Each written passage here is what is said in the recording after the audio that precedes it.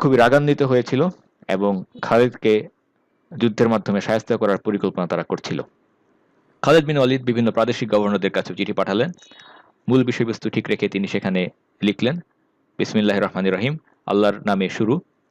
খালিদের পক্ষ থেকে পারস্যের গভর্নরদের প্রতি, আসলিম তাসলিম, ইসলাম গ্রহণ করো, তাহলে তোমরা নিরাপদে থাকবে। নতুবা তোমাকে এবং তোমার জাতিদেরকে জিজিয়া প্রদান করে আনুগত্য স্বীকার করে নিতে হবে, এবং যদি এতেও তোমরা রাজি না হয় তাহলে সেই ক্ষেত্রে তোমরা নিজেদের দুর্ভাগ্যের জন্য নিজেদেরকে ছাড়া কাউকে দায়ী করতে পারবে না, কারণ আমি এমন সব লোকেদেরকে নিয়ে এসেছি যারা মৃত্যুকে ঠিক ততটাই ভালোবাসে যতটা তোমরা জীবনকে ভালোবাসো। একই রকম ভাষায় খালিদ বিন ওয়ালিদ সাধারণ মানুষদেরকে লিখলেন, সমস্ত প্রশংসা সেই আল্লাহর জন্য যিনি তোমাদের কর্মকাণ্ডকে এলোমেলো করে দিয়েছেন, বিশৃঙ্খল করে দিয়েছেন, তোমাদের রাজত্বকে ছিনিয়ে নিয়েছেন, তোমাদের চক্রান্তকে নস্যাৎ করে দিয়েছেন। ইসলাম গ্রহণ করো, শান্তিতে থাকবে, অথবা আমাদের দায়িত্বে জিম্মি বনে যাও এবং জিজিয়া প্রদান করো, নয়তো আমি তোমাদের উপর এমন এক গোষ্ঠীকে চাপিয়ে দেব যারা মৃত্যুকে ঠিক ততটাই ভালোবাসে যেভাবে তোমরা মদ্যপানকে ভালোবাসো। এটা ছিল সাধারণ মানুষদের প্রতি প্রেরিত খালিদ বিন ওয়ালিদের চিঠি। হিরাতে যখন খালিদ অবস্থান করছিলেন সেখানে বেশ কিছু ঘটনা, তার মধ্যে একটি অলৌকিক ঘটনা ঘটেছিল, একটি কারামা সংঘটিত হয়েছিল, সেই দিকে আমরা যাচ্ছি। যখন বিভিন্ন দুর্গের লোকেদেরকে আত্মসমর্পণ করতে বাধ্য করা হচ্ছিল আলাপ আলোচনার মাধ্যমে, সেখানে একটি দুর্গের প্রতিনিধি হিসেবে একজন অতি বৃদ্ধ ব্যক্তি, যার নাম ছিল আব্দুল মাসি বিন আমর বিন বুকাইলা, তাকে পাঠানো হয়েছিল।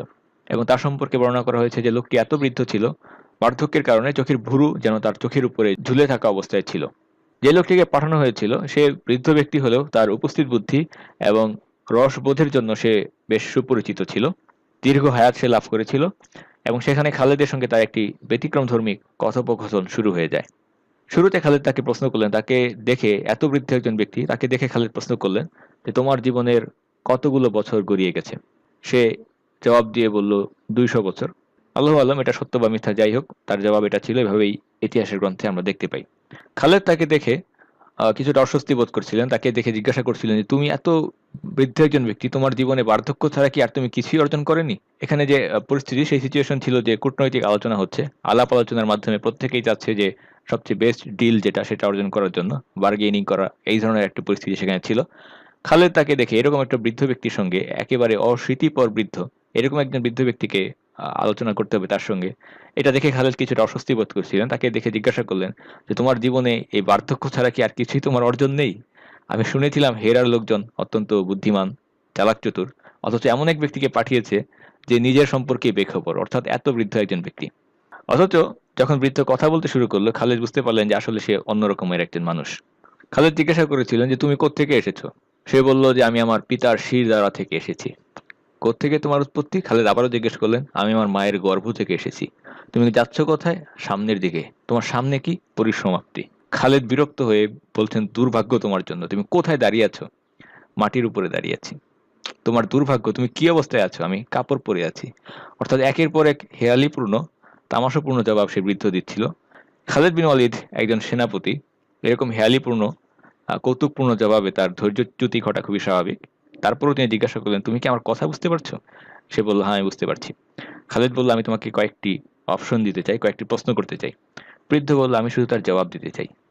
খালিদ বিরক্ত হয়ে বললেন, পৃথিবীতে নির্বোধদের জায়গা নেই, আর বুদ্ধিমান লোকটাই পৃথিবীটাকে ধ্বংস করে ফেলে। তখন সে বৃদ্ধ জবাব দিয়ে বলল, উট নয় বরং পিঁপড়াই জানে তার গর্তে কি আছে। একের পর এক হেয়ালিপূর্ণ জবাবের মধ্যে হঠাৎ করে এই ধরনের একটি কাব্যিক বাগধারাপূর্ণ কথাবার্তা শুনে খালিদের মধ্যে হঠাৎ করে একটি উপলব্ধি সৃষ্টি হলো। তিনি বুঝতে পারলেন যে যতটুকু তুচ্ছ বা গুরুত্বহীন মনে করেছিলেন সেই ব্যক্তি আসলে সেরকম নয়। যাই হোক, দীর্ঘ ভূমিকার পর খালিদ মূল প্রসঙ্গে চলে আসলেন। খালিদ বললেন, আমি তোমাদেরকে আল্লাহর দিকে আহ্বান জানাচ্ছি, ইসলাম গ্রহণ করলে তোমরা লাভবান হবে, এবং যদি ইসলাম গ্রহণ না করো জিজিয়া প্রদান করতে হবে। যদি তাতেও রাজি না হয় তাহলে এমন এক লোকেদেরকে আমি নিয়ে এসেছি যারা মৃত্যুকে সেভাবে ভালোবাসে যেভাবে তোমরা জীবনকে ভালোবাসো। বৃদ্ধ বলল, তোমাদের সঙ্গে যুদ্ধের আমাদের কোনো ইচ্ছা নেই, তবে আমরা আমাদের আমাদের যে ধর্মবিশ্বাস সেটাকেও ত্যাগ করতে রাজি নই, আমরা জিজিয়া প্রদান করতে রাজি আছি। হীরার লোকজন তারা মনে করেছিল যে মুসলিমরা হয়তোবা সাময়িকভাবে বিজয় লাভ করেছে, কিন্তু বেশি দিন পারস্য সাম্রাজ্যের ভেতরে তারা টিকতে পারবে না, কাজেই আমাদের বাপদাদার ধর্ম ত্যাগ করার কি দরকার, আপাতত জিজিয়া প্রদান করেই আমরা ক্ষান্ত হই।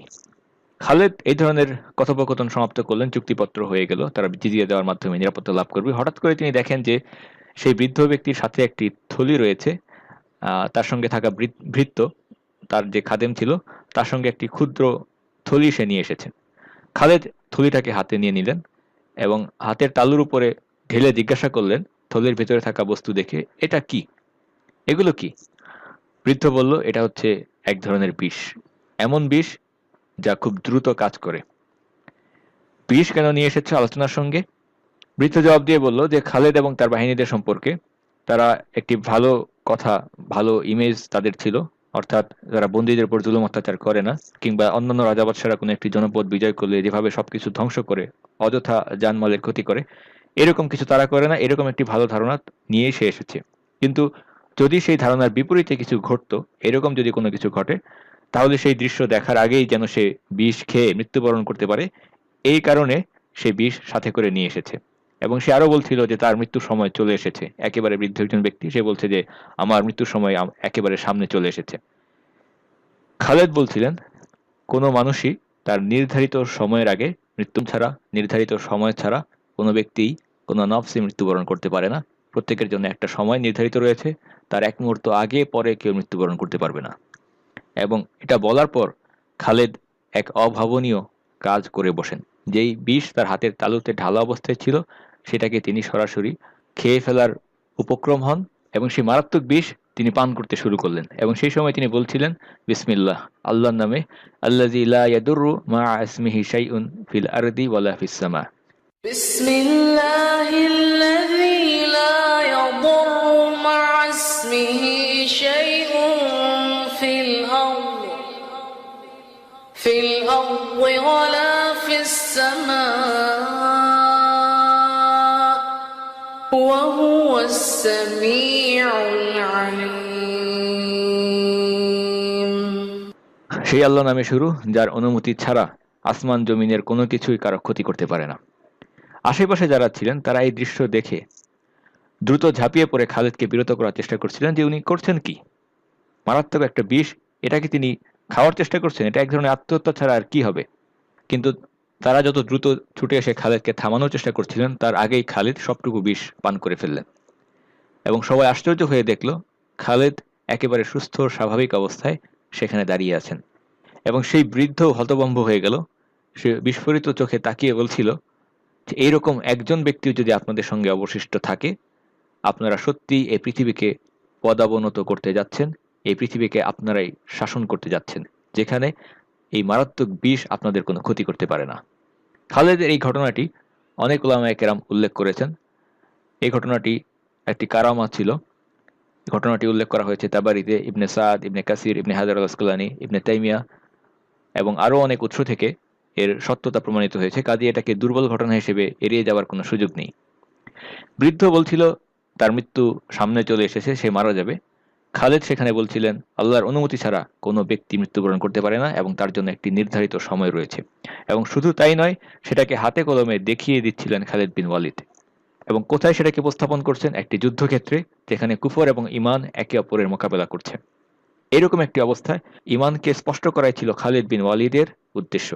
যদি খালিদের বিন্দুমাত্র সন্দেহ থাকতো, যেই কথা বলে তিনি শুরু করেছিলেন আল্লাহর নামে শুরু, যার অনুমতি ছাড়া আসমান জমিনের কোনো কিছুই কারো বিন্দুমাত্র ক্ষতি করতে পারে না, এই কথার উপর যদি বিন্দুমাত্র সন্দেহ থাকতো, আল্লাহ সুবহানাহু ওয়া তাআলা সেই বিষের যে স্বাভাবিক কাজ সেটাই ঘটাতেন। বিষ খালিদের উপর কাজ করত, খালিদ মৃত্যুবরণ করতেন। কিন্তু খালিদের ঈমান এবং ইয়াকিন এত উচ্চ পর্যায়ের ছিল, এতটাই খাদবিহীন খাঁটি ঈমান ছিল, খালিদ বলেছেন আল্লাহর অনুমতি ছাড়া কোনো কিছুই কারো ক্ষতি বা উপকার করতে পারে না। সেই বিষ খালিদের বিন্দুমাত্র ক্ষতি করতে পারেনি। এই ঘটনা থেকে বেশ কিছু লক্ষণীয় বিষয় এবং শিক্ষা আমাদের জন্য রয়েছে। প্রথম বিষয় হচ্ছে খালিদ বিন ওয়ালিদ আল্লাহ সুবহানাহু ওয়া তাআলার কাছ থেকেই অনুপ্রাণিত হয়েছিলেন যে কোনো কিছুই তার কোনো ক্ষতি করতে পারবে না। এবং বিষ পান করার সময় তিনি যা বলেছিলেন সেটা ছিল একটি দোয়া, একদিকে কারামা আর একদিকে ঈমান এবং ইয়াকিনের উজ্জ্বল দৃষ্টান্ত। খালেদ সেখানে দৃষ্টান্ত স্থাপন করলেন তাকদীর কি জিনিস, কদর কি জিনিস, কদরের উপর বিশ্বাস কি জিনিস, যা পূর্ব নির্ধারিত ভাগ্য, যেখানে মৃত্যু যে অবস্থায় নির্ধারিত রয়েছে তার এক সেকেন্ড আগেও হবে না, পরেও হবে না। বৃদ্ধ ব্যক্তি বলছিল তার সময় শেষ, খালেদ দেখিয়ে দিলেন মৃত্যু মানুষের ইচ্ছাধীন নয়। 2 নম্বর, খালেদ দৃষ্টান্ত স্থাপন করলেন কোনো আসবাব বা উপকরণের ভালো মন্দ করার কোনো ক্ষমতা নেই আল্লাহর হুকুমের বাইরে গিয়ে। 3 নম্বর, ইখলাস, বিশুদ্ধ নিয়তের দৃষ্টান্ত খালিদ বিন ওয়ালিদ সেখানে স্থাপন করলেন।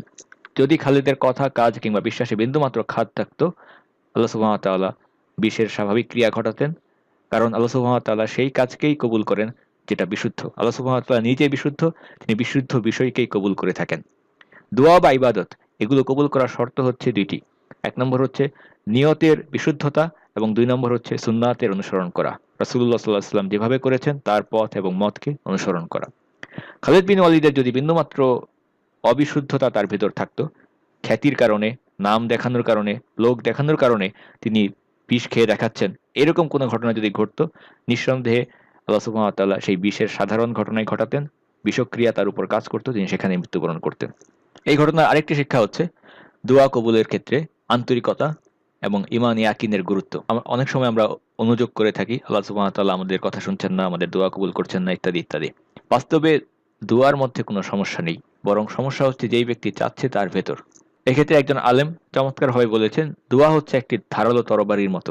তরবারিতে কোনো সমস্যা নেই, সমস্যা সেই ব্যক্তির মাঝে যে তরবারিকে বহন করছে। ধারালো তরবারি যদি একজন শক্তিশালী ব্যক্তির হাতে থাকে, তাহলে সে এই তরবারিকে ব্যবহার করে অনেক কিছু অর্জন করতে পারে। আর একই তরবারি যদি একজন দুর্বল ব্যক্তির কাছে থাকে, তাহলে সেই ব্যক্তি এটাকে ব্যবহার করতে কিংবা তার থেকে ফায়দা নিতে সে ব্যর্থ হয়। এবং সেই তরবারির নাম হচ্ছে ঈমান এবং ইয়াকিন। খালিদ বিন ওয়ালিদের বিশুদ্ধ ঈমান ছিল, ইয়াকিন ছিল, দৃঢ় বিশ্বাস ছিল আল্লাহর প্রতি। কাজেই তিনি দোয়া করে সেখানে বাস্তবে দেখিয়ে দিলেন যে বিষ আমার উপরে কোনো কাজ করবে না, আল্লাহ আমাকে রক্ষা করবেন।